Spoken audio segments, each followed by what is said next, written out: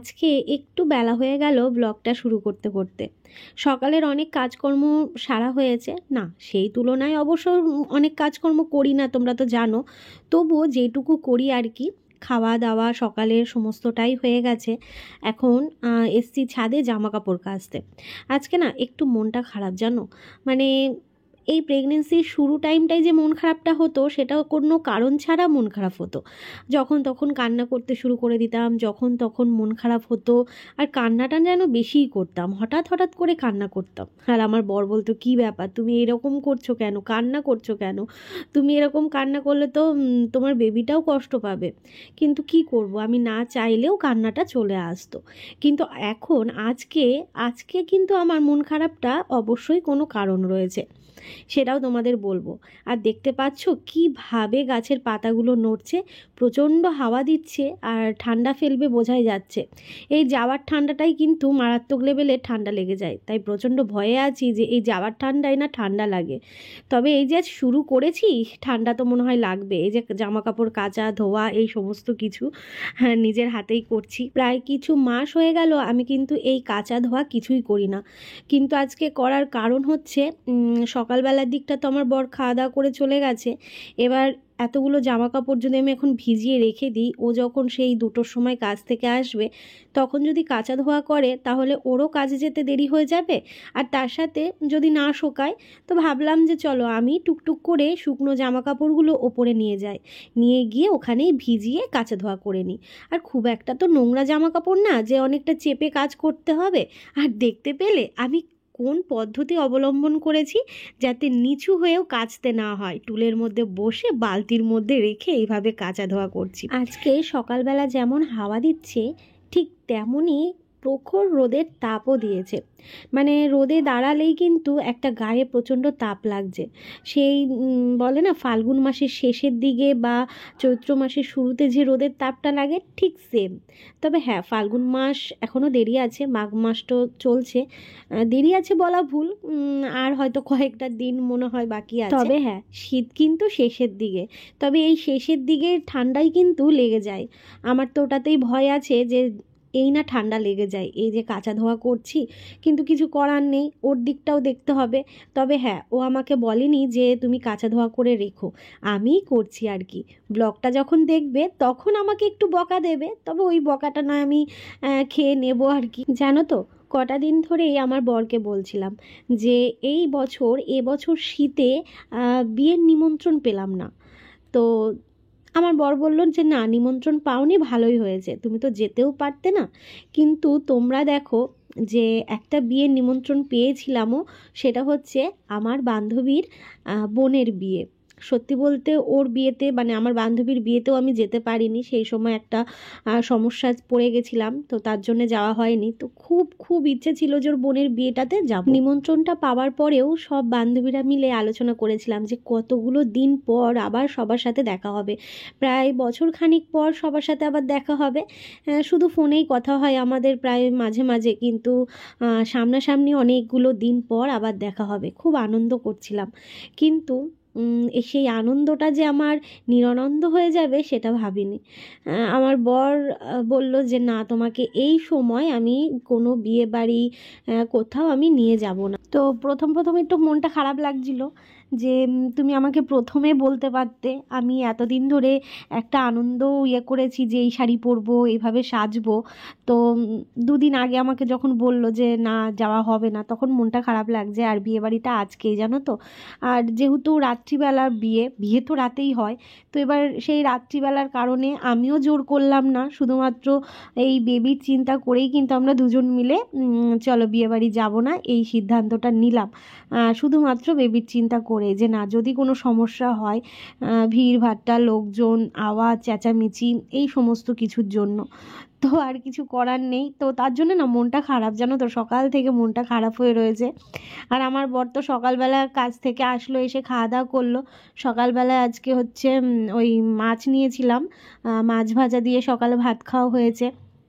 তো কাজে যাওয়ার সময় আমাকে জাস্ট আড্ডা মেরে বলছে, নাও রেডি হয়েও, আমি সন্ধ্যেবেলায় কিন্তু বিয়েবাড়ি যাব।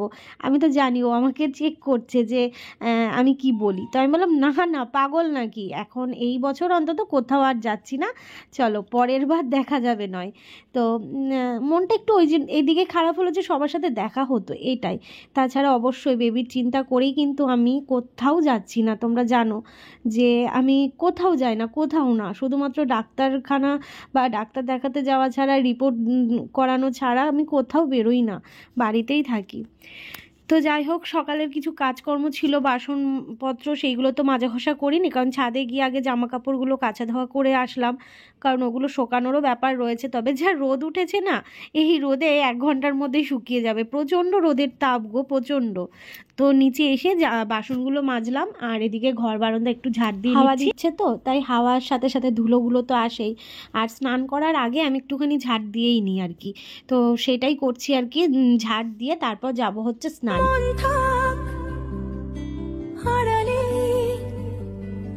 মাঝে মাঝে ছুঁতে আসা, জানি হাত বাড়ালে ধরা দেবে ভালোবাসা। তুমি পথে চেনো, পাশে আছি জেনো, আমাকেও সঙ্গে নিলে। স্নান সেরে ঘরে চলে আসলাম। আর প্রতিদিন তো চুলটা ভেজাই না, একজন কমেন্ট করেছিলে যে আমি প্রতিদিন চুল ভেজাই কি না। দেখো, এত বড় চুল প্রতিদিন ভেজানো সম্ভব হয় না। তো আগে তো একদিন পর পর শ্যাম্পু করতাম, তো এখন তো সেটা করা সম্ভব নয়, কারণ ঠান্ডা লেগে গেলে তাহলে আমার পুচকুরো ঠান্ডা লেগে যাবে, তাই না? তো তার জন্য আমি কিন্তু ওই মাথার সামনের দিকটায় যা জল দিই, আর হচ্ছে ওই 5 দিন 6 দিন 7 দিন পর শ্যাম্পু করি। তাছাড়া প্রত্যেক দিন চুলটা ভিজিয়ে রাখলে চুলটা আমায় ছেড়ে শুকাতে হবে। আর জানো তো, শ্যাম্পু করা একরকম, কিন্তু তুমি যদি নর্মালি চুলটা জল দিয়ে ধোও না, দেখবে খেয়াল করে চুলে না আঠা হয়ে যায়। তো ওই জন্যেই আমি হচ্ছে প্রতিদিন চুলটা ভেজাই না, সম্ভব না এত বড় চুল ভেজানো। আর যা হারে চুল উঠছে কি বলবো, সেটা আর বলার কথা নয়, এর আগেও তোমাদের বলেছি প্রচণ্ড চুল উঠছে। আর তার সাথে আমার ওই যে অভ্যাস 1 দিন বা 2 দিন পর পর শ্যাম্পু করা, তো সেই অভ্যাসটা তো আর নেই, একটু চেঞ্জ করেছি, অনেক দিন পর পর শ্যাম্পু করছি, তার ফলে না আমার চুলটায় প্রচণ্ড সমস্যা হয়ে যাচ্ছে। হেয়ার ফল তো রয়েছে, সেটা তো আছেই, তার সাথেও কিন্তু চুলটা অনেকটাই ড্যামেজ হয়ে যাচ্ছে। ওই যে চুলের কোনো যত্নই তো নিতে পারছি না। তো এই যে শীতকালে মুখে হাতে পায়ে ক্রিম তেল সমস্ত কিছুই মাখতে হবে স্নান করার পর, তো সেটাই মেখে নিলাম আর কি। আর চুলটাকেও বেঁধে নিয়েছি, এবার সিঁদুরটা পরে ঠাকুর প্রণাম করব, তারপর যাব হচ্ছে রান্নাঘরে।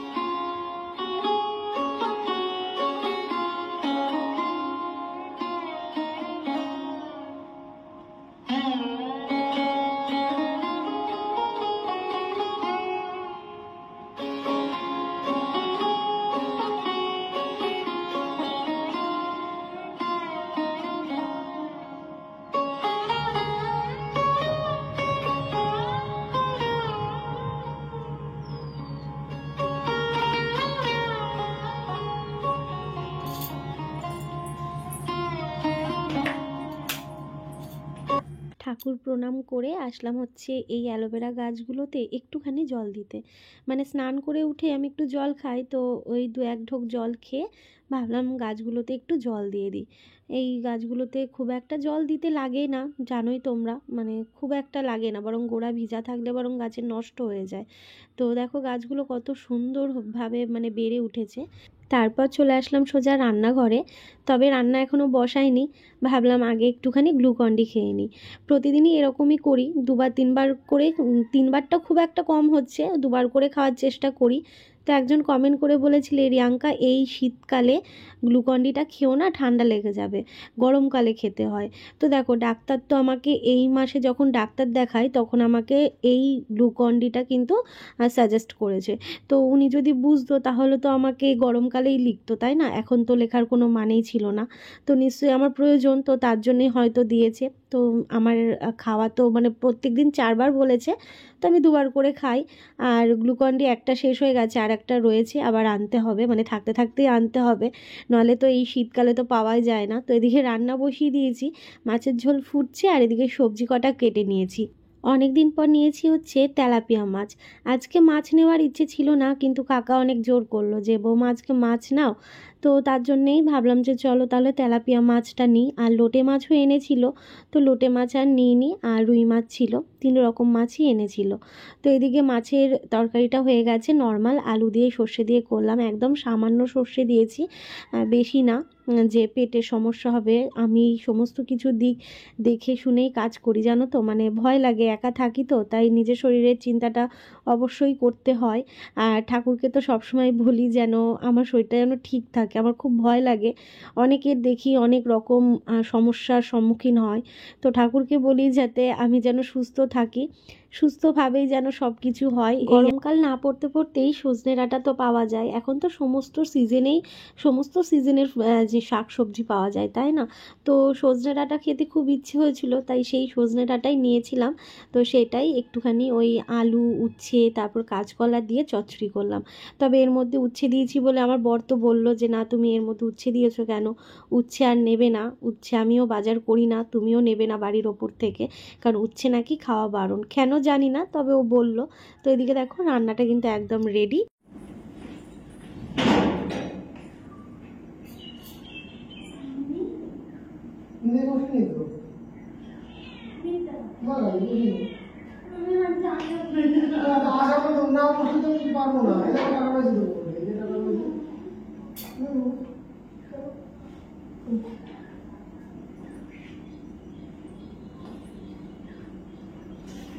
মিথ্যা বলি না আমি, কালো বাবা তোমার ছাত্র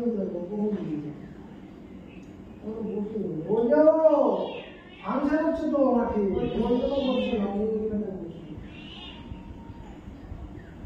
আমি বলবো না কাজ নেই, কারণ চলে গেছে তোমার সাথে কথা বলার পর।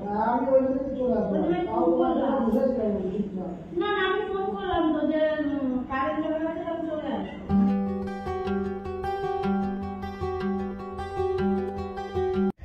আজকের মেনু কি বাড়িতে?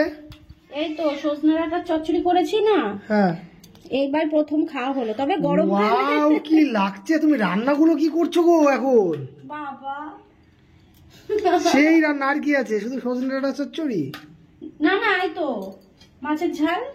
ও মানে এই এত মানে সেই হচ্ছে রান্নাগুলো কিন্তু। তবে কালকের খিচুড়িটা অসম ছিল একদম। হ্যাঁ, ওটা আমি তো ব্লগে শেয়ার করিনি, ওটা শর্টসে গেছে, অসম হয়েছে আবার কালকের কোনো খিচুড়ি। একদিন শেয়ার করে দেবো। আচ্ছা চলো আমি ঝমঝমটা খেয়ে নিয়ে আমি দৌড় দিই, না হলে আমার আর দেরি হয়ে যাবে।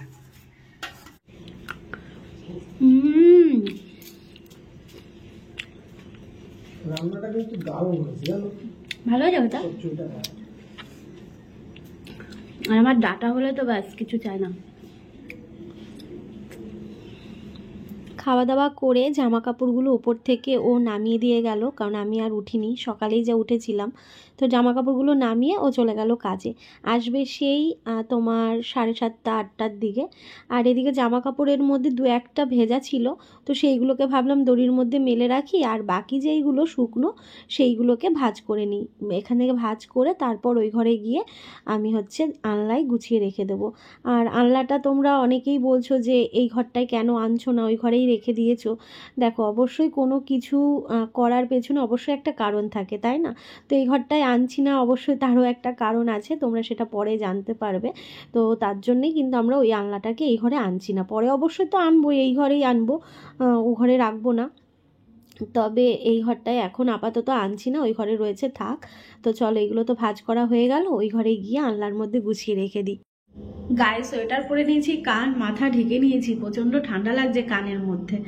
আর এই যে এখানে ওই প্রোটিন যেটা রয়েছে, প্রোটিন পাউডার, তো সেটা গুলে নিলাম, দুধটা জাল দিলাম, দুধের সাথেই করলাম আর কি, এই তো ব্যাপার। তো শুয়েছিলাম, জানো কোনো কাজ নেই, চোখ মুখ দেখে বুঝতেই পারছো কি করব।